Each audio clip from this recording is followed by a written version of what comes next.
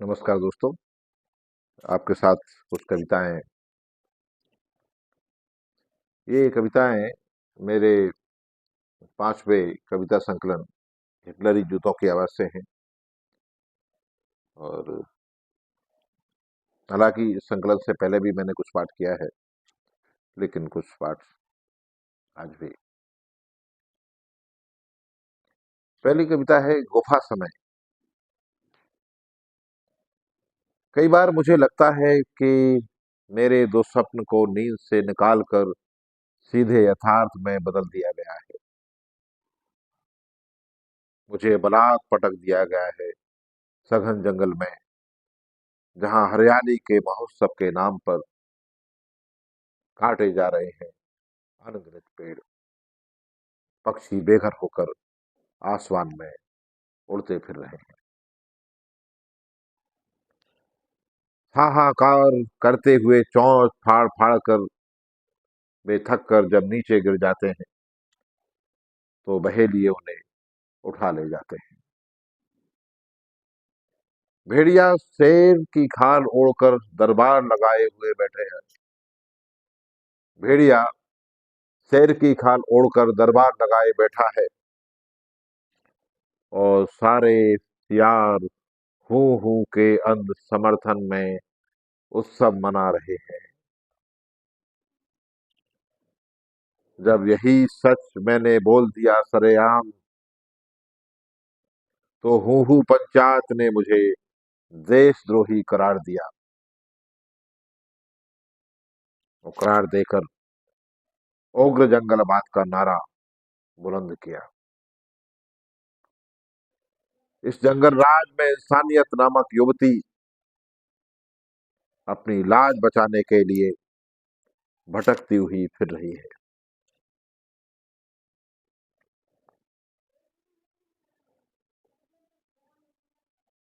और उसके पीछे पड़े हैं खूंखार बलात्कारी। हमारा सामना सदियों पुरानी गुफाओं के अंधेरों से है,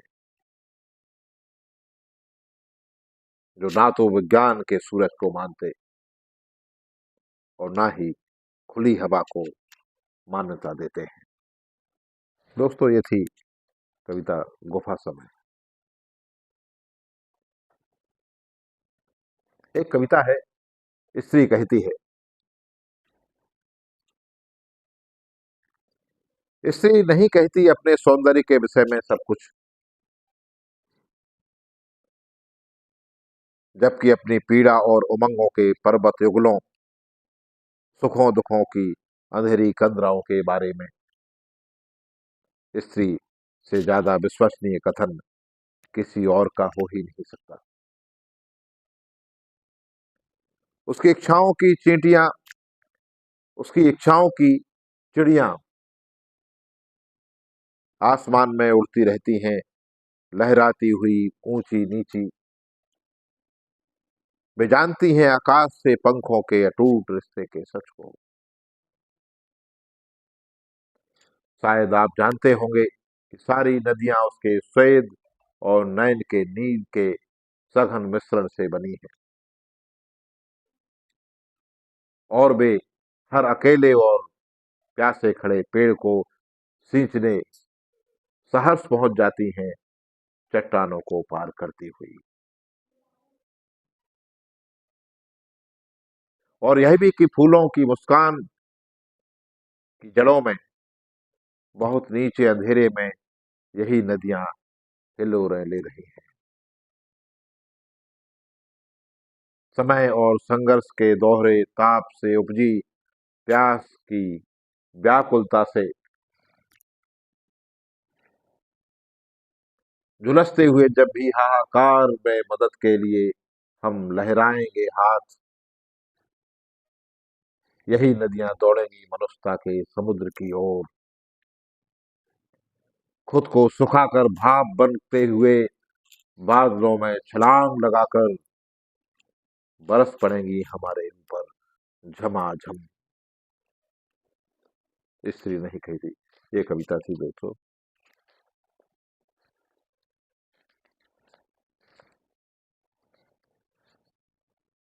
एक कविता है भ्रूण हत्या। किसी नए कवि की कविता को फाड़ कर फेंक देना डस्टबिन में। किसी नए कवि की कविता को फाड़ कर फेंक देना डस्टबिन में। गर्भवती गर्भवती स्त्री के गर्भाशय से गर्भस्थ शिशु को निकालकर उसकी सरेआम हत्या कर देना है। इस तरह कितने युवा कवियों के खून से अपने हाथ रंगोगे महाकवि। भ्रूण हत्या के इस जघन्य अपराध से कैसे मुक्ति पाओगे सब समाज का हिस्सा बनते हुए, जबकि वे तुम्हारे ही स्वाभाविक वंशज हैं। तुम कविता का वर्तमान हो तो वे भविष्य है। तुम उनकी कविता के खिलौने सहित तुम उनकी कविता को खिलौनों सहित उन्हें गोद में उठाकर दुलार सकते हो। कौन सा बालक नहीं तुतलाता अपने बचपन में। तुम भी गुजरे हो मानव विकास की इसी स्वाभाविक प्रक्रिया से। समय तुम्हारे हाथ की एक हल्की सी थपकी उनकी पीठ पर चाहता है।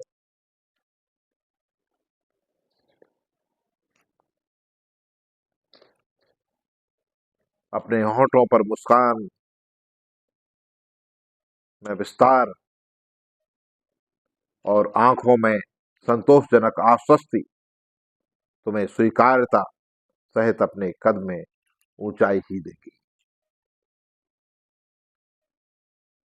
पर घुड़दौड़ के लिए आरक्षित मैदान को भी आप कटीली बागड़ों से पाट रहे हो, जबकि एक पूरी पीढ़ी आपके पद चिन्हों पर चलने के लिए आतुर है। सरलता दिखाओ प्रभु,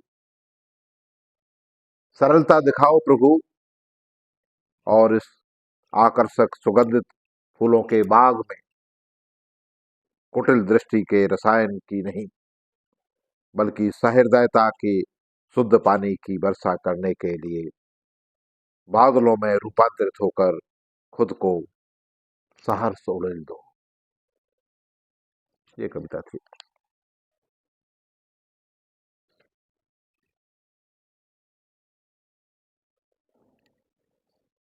एक कविता फिर कविता के बारे में है। लिखो कविताएं बनाम मत लिखो कविताएं। ये कविता का शीर्षक है, लिखो कविताएं बनाम मत लिखो कविताएं। प्रकृति के सौंदर्य की पराकाष्ठा पर लिखो एक काव्यात्मक कविता, जिसमें सौंदर्य बोध की उजास उत्पन्न हो। लिखो कविता प्रेम पर, प्रेमिका के सौंदर्य और परिधानों पर लिखो रंगीन कविताएं।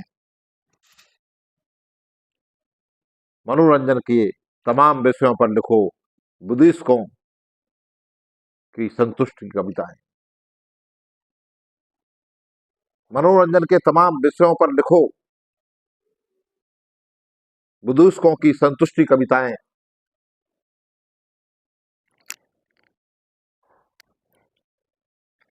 व्यवस्था की जय जयकार में लिखो चारण भाटी कविताएं अतिशयोक्तिपूर्ण।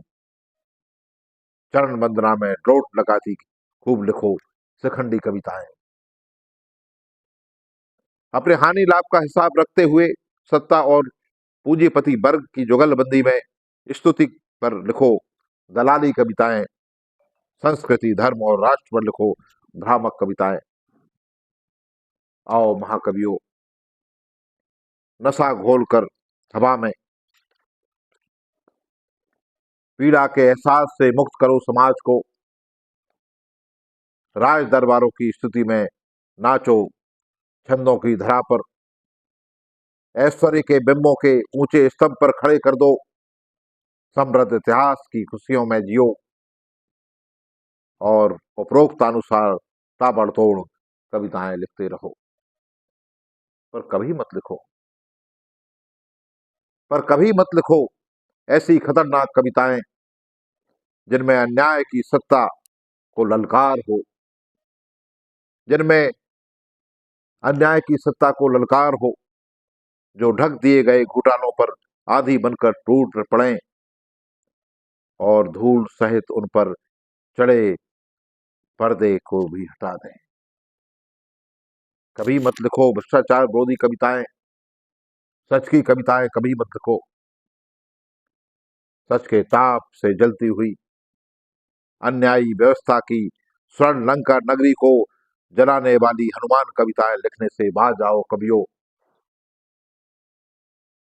सत्य उद्घाटन और रहस्य उद्घाटन से डरो जन कवियों।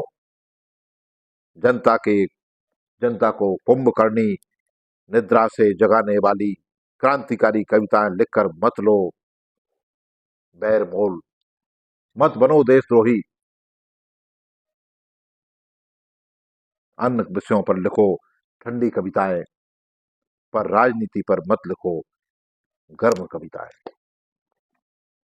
दोस्तों ये कविता थी लिखो कविताएं बनाम मत लिखो कविताएं।